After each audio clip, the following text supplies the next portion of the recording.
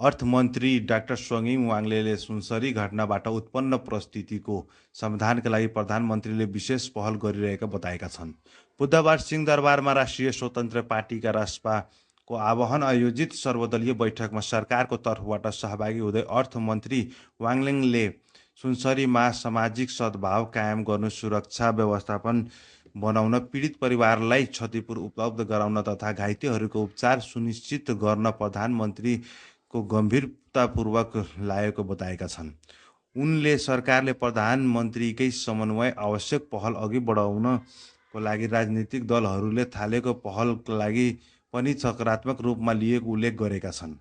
अर्थमन्त्री वाङलेले सुनसरीको अवस्था सामान्य बनाउन र नागरिकलाई सुरक्षा प्रतिभूति दिलाउन सरकारले आवश्यक समन्वय गरिरहेको जानकारी दिँदै सर्वदलीय बैठकमा उनले सुझाव प्रधानमन्त्री समक्ष प्रस्तुत गर्ने र सबैको पक्ष सहकार्यबाट साझा समाधान जोखिमपूर्ण जोड दिएका छन्।